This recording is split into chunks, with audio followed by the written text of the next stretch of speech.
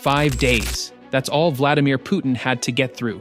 5 days until May 9th, Victory Day, the single most important public holiday in Russia.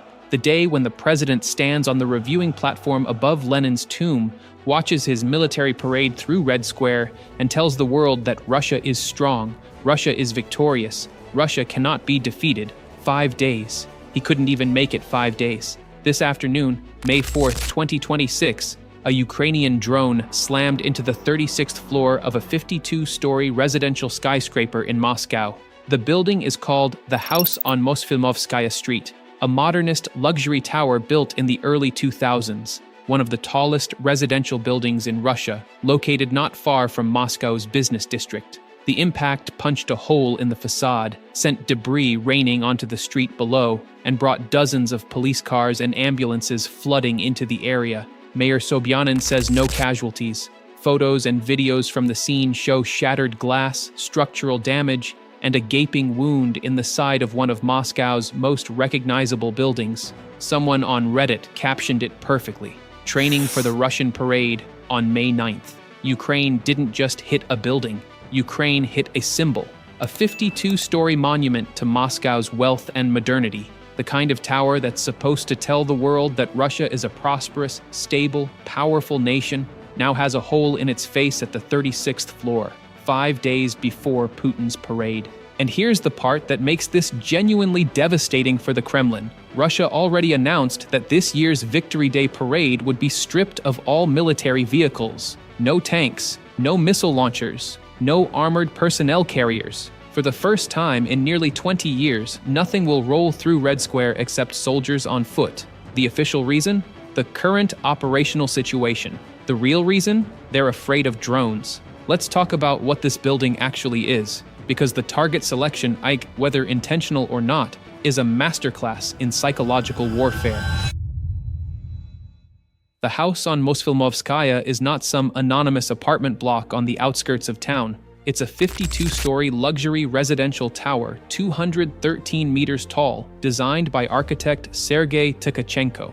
It was completed in 2011 and immediately became a landmark, visible from across Moscow's skyline. The building sits in the Ramenki district, near the Sparrow Hills viewing platform, where tourists go to photograph the Moscow panorama. It's the kind of address that screams money, status, and the good life in Putin's Russia. The drone hit at approximately the 36th floor. Footage shared on Russian Telegram channels shows a visible impact crater on the facade, shattered windows, and what appears to be fire damage in the immediate area. Debris scattered across the street below. Emergency services responded in force. Ambulances, fire trucks, and police vehicles lined up along Mosfilmovskaya Street in numbers that suggest authorities were taking the incident extremely seriously. Mayor Sobyanin confirmed the strike and stated that there were no casualties. Whether that holds up as more information emerges remains to be seen. Russian authorities have a well-documented history of underreporting damage and casualties from Ukrainian strikes on the capital. But even if nobody died, the visual damage is catastrophic from a propaganda standpoint. The image of a luxury Moscow skyscraper with a drone-sized hole in its side is going to circulate globally.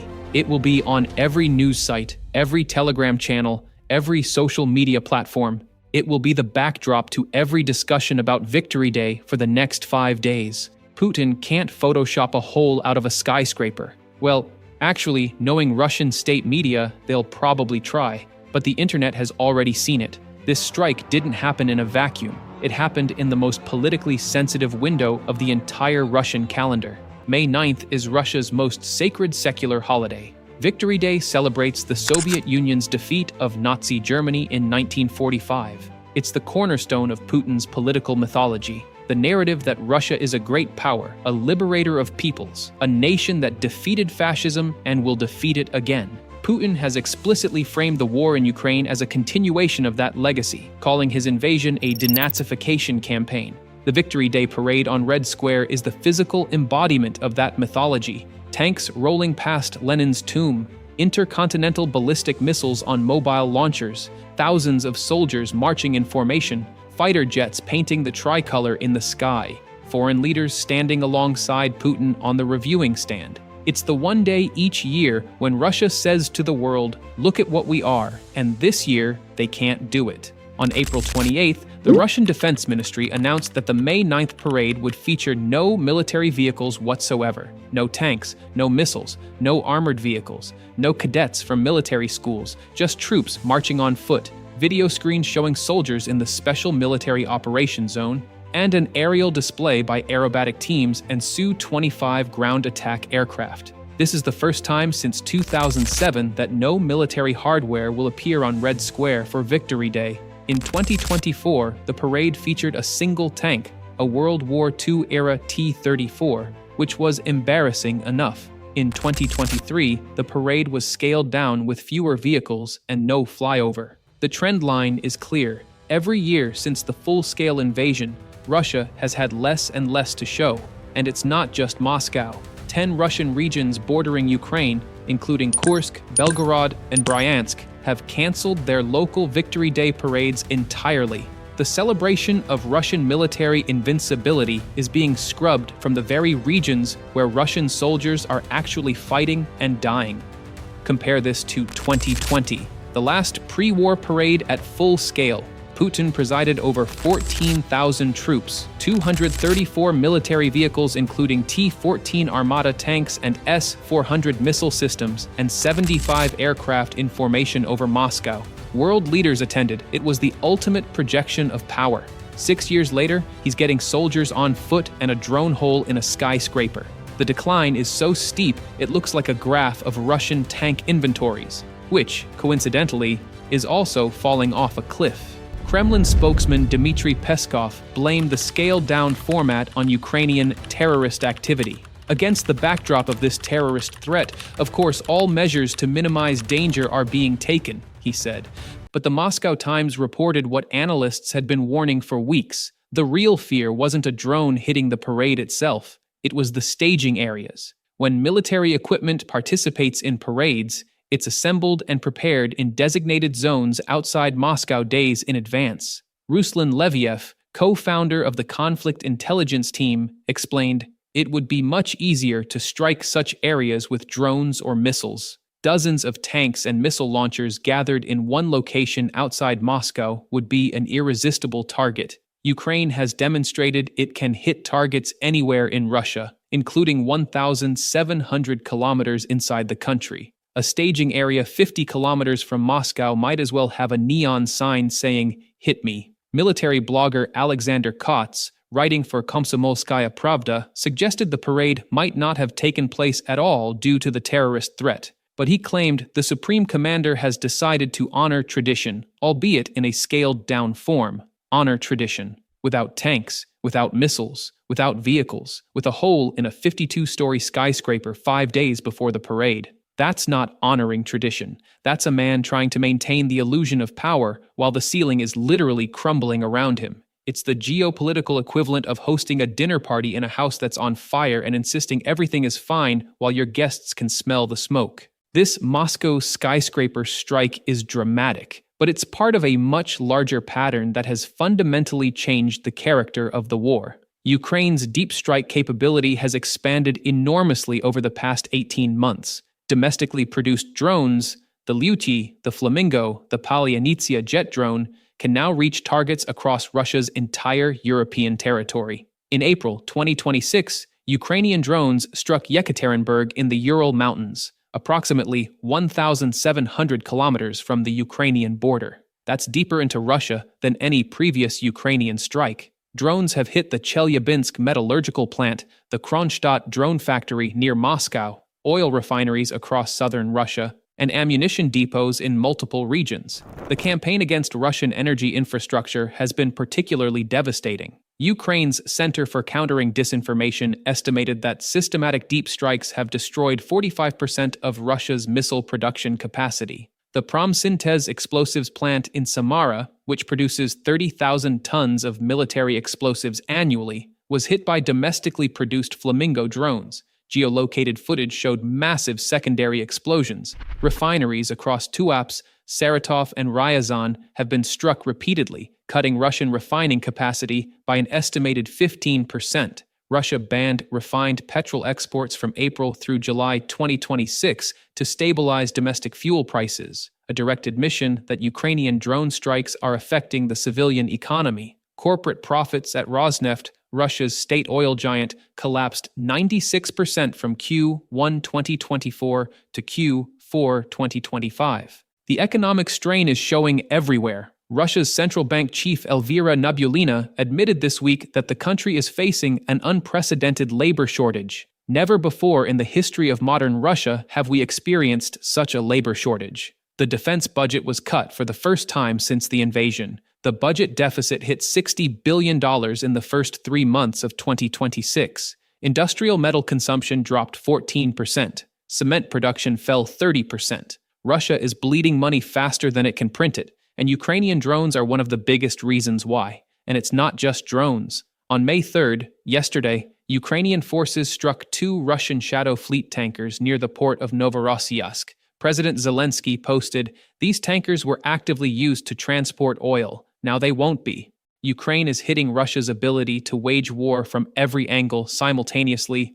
energy infrastructure, defense factories, oil logistics, and the capital city itself. Moscow itself has been targeted repeatedly. In 2023, a drone flew into the Kremlin compound. In July 2023, drones hit buildings in the Moscow city business district. In May 2025, Ukraine launched a record 296 drone swarm that reached the Moscow region, forcing airports to close. Each successive attack has pushed deeper, hit harder, and sent a clearer message: no part of Russia is safe. Russia's air defense systems around Moscow, S-300s, S-400s, Pantsir S-1 systems, are supposed to be among the most capable in the world. But they face the same problem that every air defense network on the planet faces against cheap drones: cost asymmetry. An S-400 interceptor missile costs roughly $1 million.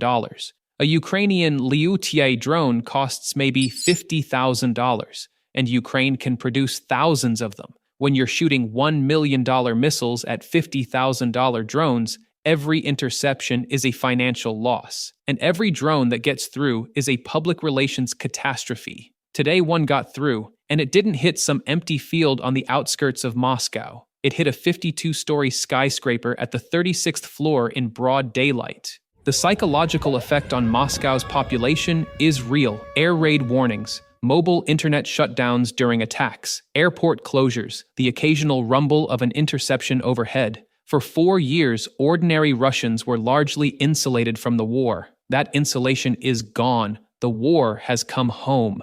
And today, it came home at the 36th floor. Here's the part that makes this truly devastating for the Kremlin. Russia's entire justification for the war in Ukraine is built on the premise that Russia is a superpower, a military colossus that can project force, protect its people, and crush any adversary. Victory Day is the annual ritual that reinforces that narrative. The parade is the proof. But what does it say when you can't even display your tanks because you're afraid someone will blow them up in a parking lot? What does it say when a drone can reach the 36th floor of a luxury skyscraper in your capital city? What does it say when your central bank chief admits you're facing the worst labor shortage in modern Russian history? When your defense budget has been cut for the first time since the invasion? When your oil revenues are plummeting and your shadow fleet is being seized by countries that were neutral a year ago? It says the narrative is collapsing. Putin will still stand on the reviewing platform on May 9th. He'll still give his speech about defeating fascism. He'll still invoke the memory of 1945, but behind him, there will be no tanks, no missiles, no display of military power. Just soldiers marching on foot through a city where, 5 days earlier, a Ukrainian drone punched a hole in a skyscraper. The contrast will be impossible to miss, and no amount of state media spin can make it disappear. Russia's own military bloggers see it. Kotz wrote that the scaled-down parade was necessary because of the terrorist threat. But calling it terrorism doesn't change the reality. Ukraine can strike Moscow at will, and Russia can't stop it. The air defense systems that are supposed to protect the capital are either deployed to the front line, or they're being overwhelmed by drone swarms that cost a fraction of what each interceptor missile costs to shoot them down. CNN's analysis put it bluntly: Putin's Victory Day parade is the headline event for the Russian president. This year, military hardware will be absent. The reason isn't operational necessity, it's operational failure. Russia can't protect its own parade from the country it's supposed to be defeating. So let me leave you with this image. 5 days from now, Vladimir Putin will stand above Lenin's tomb and watch soldiers march through Red Square. There will be no tanks behind them, no missiles, no armored vehicles. For the first time in nearly 20 years, Red Square will be empty of military hardware on the one day that's supposed to celebrate Russian military power. Meanwhile, a 52-story luxury skyscraper in Moscow has a hole in its side at the 36th floor, put there by a drone built in Ukraine, a country that Russia was supposed to conquer in 3 days. In 2022, Russia sent tanks to Kyiv. In 2026, Ukraine sends drones to Moscow. That's not just a reversal of fortune. That's the entire narrative of this war in 2 sentences. 4 years ago, Russia expected a 3-day war. They sent Spetsnaz teams to Hostomel airport with dress uniforms packed for the victory parade. They expected Zelensky to flee and the government to collapse. Instead, they got a war that has killed over 1 million of their soldiers, destroyed 4,000 of their tanks, collapsed their economy, united their enemies, and now, on the week of their most sacred national celebration, forced them to cancel the tanks from their own parade because the country they invaded can put a drone through the window of a Moscow skyscraper at the 36th floor. So here's my question. What does Victory Day even mean when the country celebrating victory can't protect its own capital from the enemy it claims to be defeating? When the parade has to be stripped of military hardware because the operational situation, their words, not mine, makes it too dangerous? When the biggest display of Russian military power in 2026 is an empty red square and a damaged skyscraper? Let me know what you think in the comments. This story is literally unfolding right now. Subscribe if you want real-time analysis as Victory Day approaches. I'll see you in the next one.